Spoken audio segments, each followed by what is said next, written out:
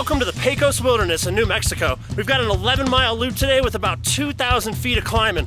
My body is not used to this altitude, so it's gonna kick my butt. It's gonna be fun.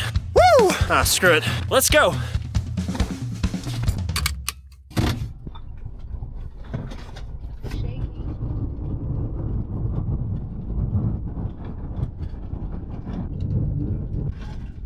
Whoa. Hello? Is this the way to the trailhead?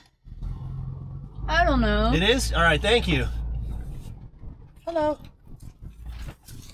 Hello. All right, never mind. We're headed out of here and we're finding a different trail to run today. That road got a little too sketchy for us.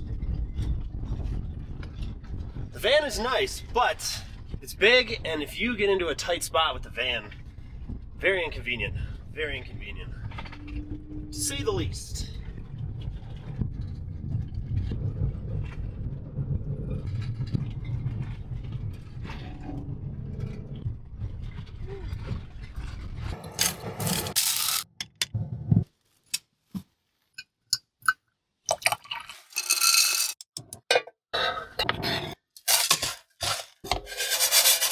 All charged up.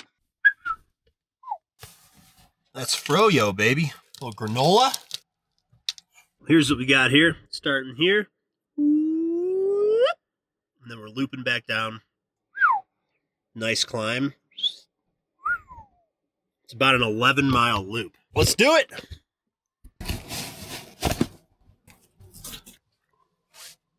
I'm usually an idiot with sunscreen, so I think I need to develop a better habit of actually putting it on. Health is wealth. Don't need no misshapen bumps on my skin that turned out to be. I don't even want to say it. Take care of yourself. Sun's strong out here. All right, here we go. Trail starts right up here. We're at higher elevation, and we have not been staying at this elevation, so this is definitely gonna hurt.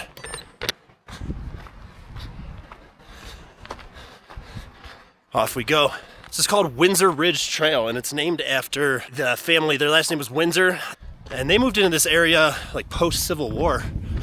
They came out here, and they were ranching, hunting, farming, that kind of thing. And they did these trails out here for like transporting things. They weren't like recreational trails. And so some of the trails, I guess, are like the trails that they like were originally using. I don't know like how actually accurate it is, but like you never know. It's like, could be like not the exact same trail, but like still has their name. I'm not really sure. Apparently, according to the internet, this trail doesn't really have a lot of switchbacks, and it's because it was used for like carrying stuff. They weren't doing it for like recreation. They were just chugging up mountains. So yeah, the first half of this is all uphill. Fun. Oh. Yeah, this is straight uphill and definitely at a higher elevation than I'm used to. Oh boy. Yeah.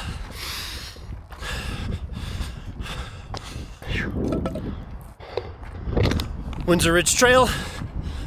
Let's go. As always, the move is to take it slow on the uphills, and then you run the flats and the downhills.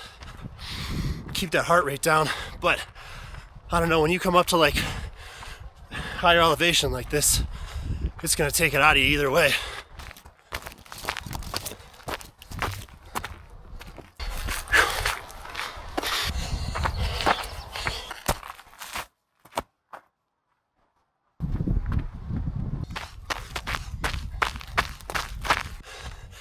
Super interesting to think about the people that used to be out here, what this land meant to people. I mean, you come out here on a Saturday now, and there's like developed campgrounds, and there's people and their families fishing here. But even just like 100 years ago, this represented something totally different to people. It was untamed wilderness. The settlers come out here, there was danger, there was the unknown. You get trapped by like a heavy snow at the beginning of winter. You could be stuck here all winter. A lot could go wrong when you're out here, and there was zero safety net. You know, we're in the Pecos Wilderness, which is like right outside of Santa Fe. We're at 8,500 feet right now, which kind of turns us into mountains. To the natives who lived in this area, this was their homeland, obviously. But when you're in the valley below 6,000 feet, like outside of what is now Santa Fe, it's high and dry. As far as I can tell, there's much less opportunity for food and water. There's not really rivers flowing through there, much less game. Whereas you come up here, you've got rivers everywhere. You've got bighorn sheep, elk, deer, fish, all sorts of things. So this to them represented the opportunity for survival. Mountains always kind of do that. You know, I love a good desert for like the poetic solitude of it, but kind of feels like you're not supposed to be in a desert. Kind of feels like it's trying to kill you. Whereas mountains, if you can learn the skills, they'll take care of you. You've got wood to build shelter with, you've got water, you've got fish and game for food. If you can learn the skills, you can live in mountains full time, as many people have.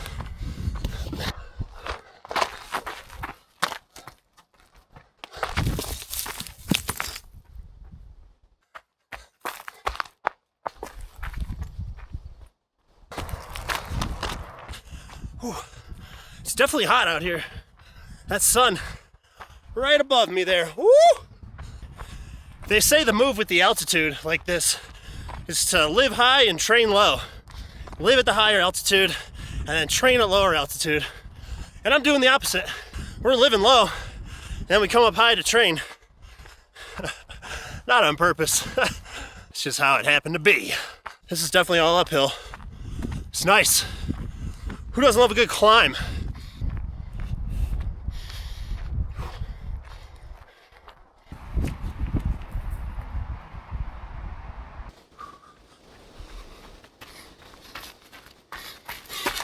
So what we're in right now is called the Pecos Wilderness, which is a designated wilderness area.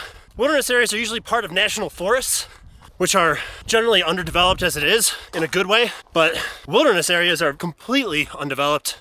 No roads, no bathrooms, no electricity, nothing. It's just trails. And usually the only thing that you can bring into a wilderness yourself or horses, dogs, obviously, that kind of thing, but usually no bikes. I don't know if I should say usually, but as far as I've seen, no bikes, no motorized vehicles, and it's awesome. Just pure untamed land. We're like a half an hour east of Santa Fe, New Mexico right now.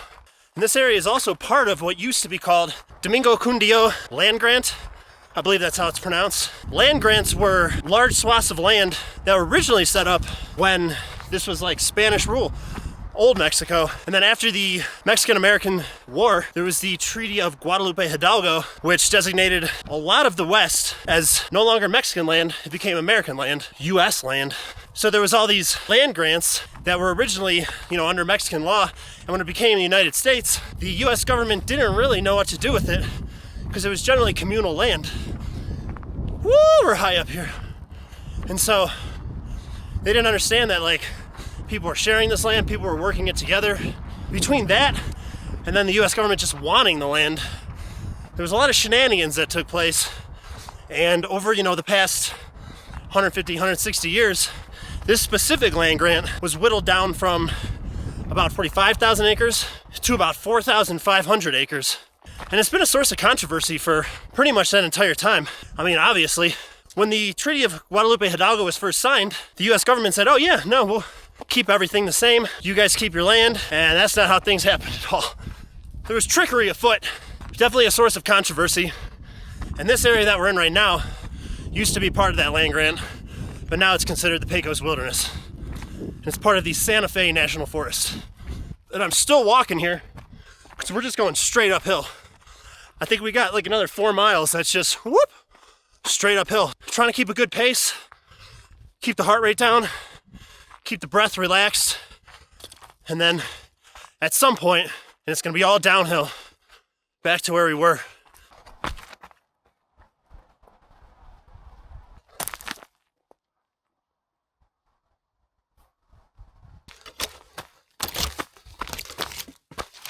Oh.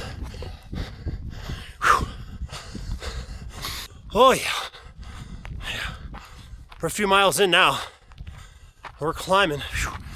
You can feel that altitude. It's getting a little higher. Also, I've just been walking uphill for a couple miles now.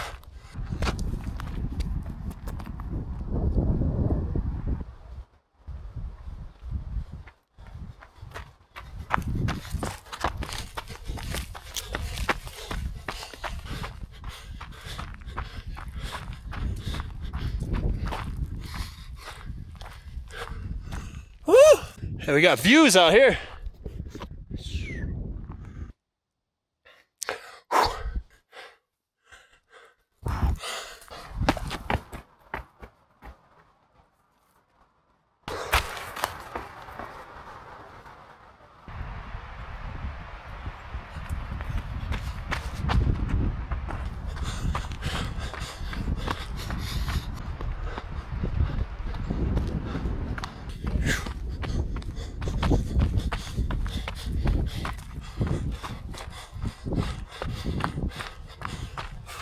We're at about 9,000 feet right now.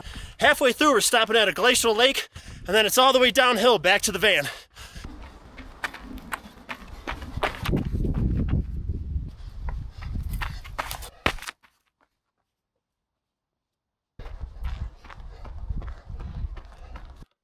We're about 4.5 miles in right now, and we're feeling good. We ate good before this run. We took an electrolyte pill. I think the most important on a run is salt. What happens a lot of time is people think, oh, I need my blood sugar up. So they'll eat like pancakes or something, and they don't get any salt, and they go out and run, they feel all droopy. And you're like, why do I feel droopy? My blood sugar should be fine. It's because your electrolytes ain't quite right.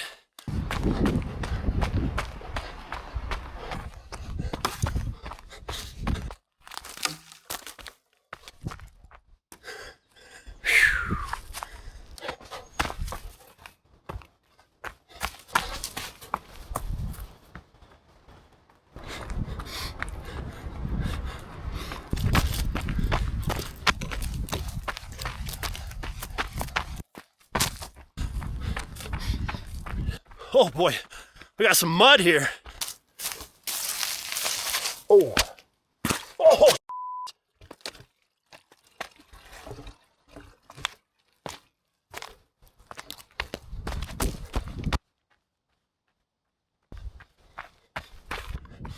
Every Saturday I go on a long run, and every week my wife says, dude, take some water with you. Put on your running vest and take those water bottles.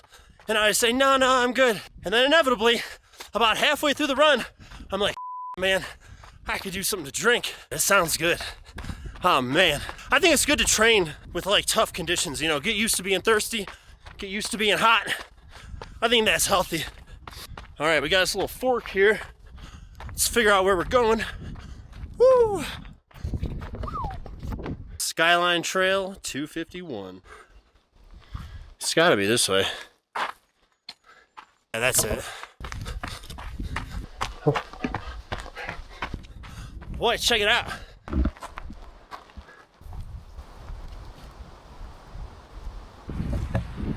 Stewart Lake. Whew.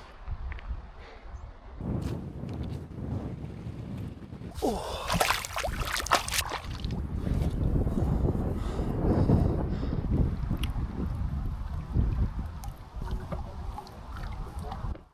All right, let's go.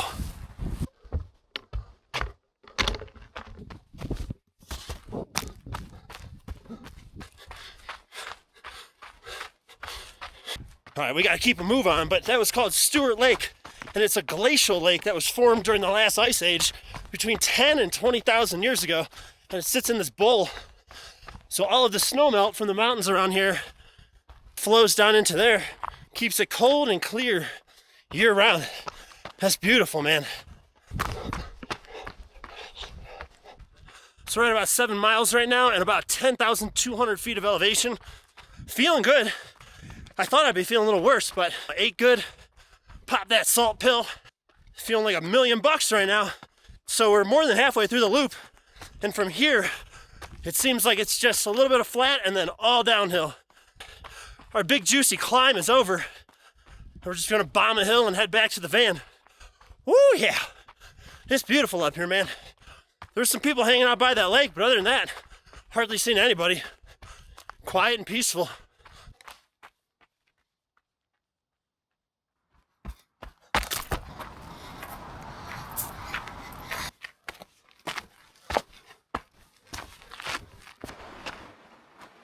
That way we go.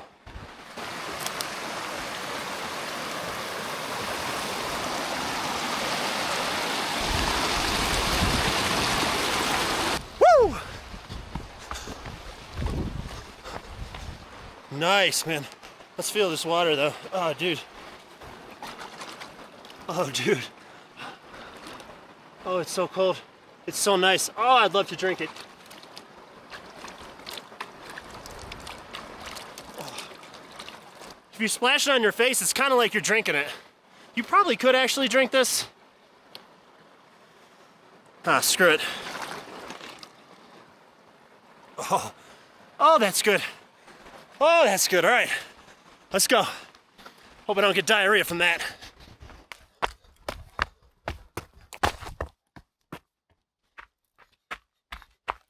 So we're about to start the downhill. This trail that we're gonna take, it's kind of a cut through.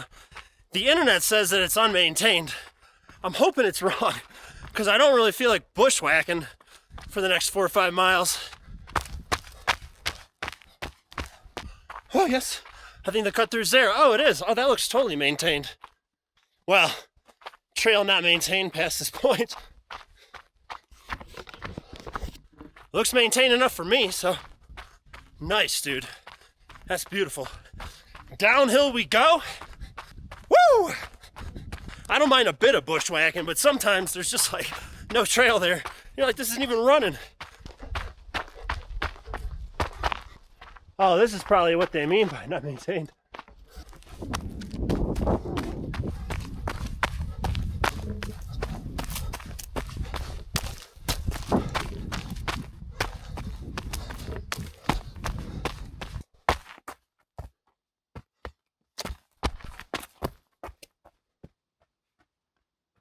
Yeah, it's looking cloudy here. Again, I don't think it was supposed to rain, but we'll see.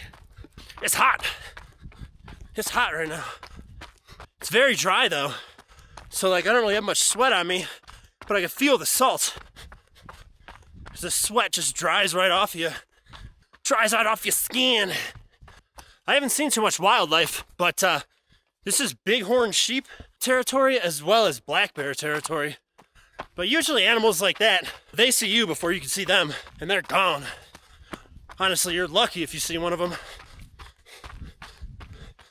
As I understand it, the bighorn sheep herds that range this territory out here are one of the original herds of New Mexico. Their numbers really dwindled in the past few hundred years, but I guess they're coming back, which is good because those are beautiful animals. I don't think I've ever seen one in person. I would love to, though. I'd love to see a bear too, but black bears aren't that scary. It's the grizzlies you gotta look out for. But you don't want to sneak up on a black bear because that could be trouble. So it'd be cool to see one like way up there. He sees me, he gives me that universal head nod, and then he continues on his way. Oh yeah, this is definitely all downhill. I like it, man, running downhill. And there's people who are like, oh, downhill's just as bad as uphill. And I suppose if you're talking about like a 100-mile race, when you're running like 10, 15, 20, 30 miles, downhill's so much easier. You got gravity, man. You got gravity helping you instead of pulling you. That's just my thoughts on that.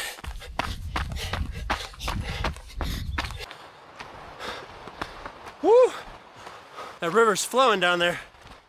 The rivers in this area, or the creeks, whatever you call them, they go down in the valley and they feed what's called acequias, which is a Spanish word, and it's man-made irrigation ditches that the communities all use to irrigate their properties, their farms, whatever they want to grow. If they're growing corn, beans, you know, you name it, they all use it. And once a year, they'll get together, do something called limpieza, which like literally means like clean in Spanish.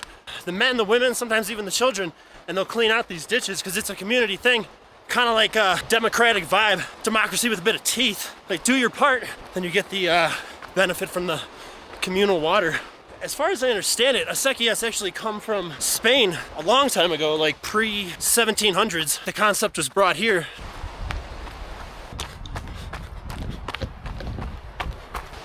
What a source of life water is. What are you gonna do about water? If you're in the desert, dude, it's bone dry. And water sometimes can be super far away. Whereas when you're in the mountains like this, and you have all this water, oh dude, it opens up a world of life. You can drink, grow things, wash things, catch fish. Water is definitely life. It's nice, man. And up here, it's all from the snowmelt, so it's so clean and beautiful. Woo! There's nothing like sweating it out on a run like this. And then you finish the run, woo! And you go get in that river, and it's ice cold. Woo! It's so nice. Get that deep clean.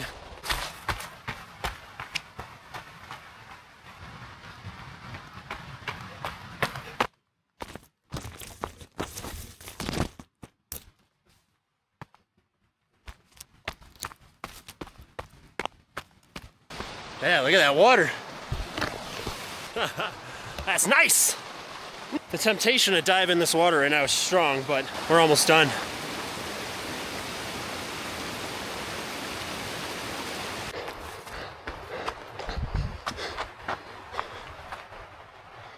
Pecos Wilderness. We're out. Downhill here. That's it. Like 1.6 miles left. Rock and roll. Not bad. It's beautiful here, man. This is the longest I've done here in the Pecos. I'm glad to get out here because I've wanted to get out here for like a year. We were in this area last year. We didn't make it to the Pecos Wilderness, but it's the biggest wilderness area in this whole region, the Santa Fe Taos region. So glad to get out here, man. This is nice. Whew. All right, here's a paved road here. I think this is the road that just takes us right back down to the parking lot that we're in, completing the loop.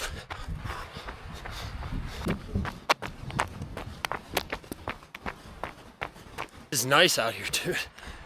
This whole area, the Pecos Wilderness and the area around it, oh, this is nice.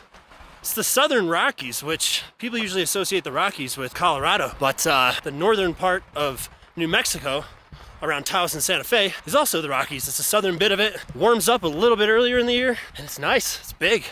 Huge granite mountains, delicious rivers flowing. Woo, delicious rivers. Oh man, I look forward to having a drink. Oh yeah, there we are.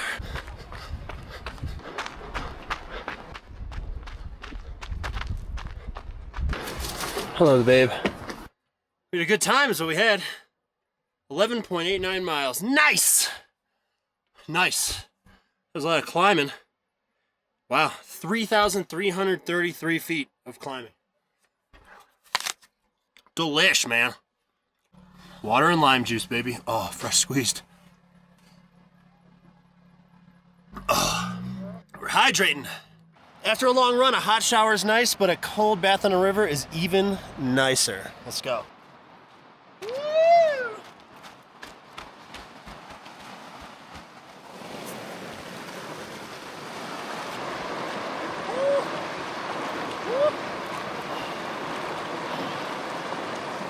Whoa, it's taking me down the river.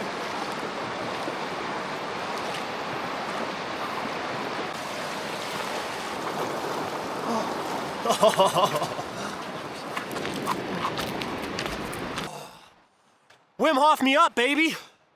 Oh, that was nice, dude. You get in there and it's cold, and then like a minute after you're out, your skin feels all tingly and warm. Something about blood vessels, maybe, I don't know, but you feel great. I feel beautiful right now. Also, surprise, I convinced Sylv to get in. Here we go. Woo!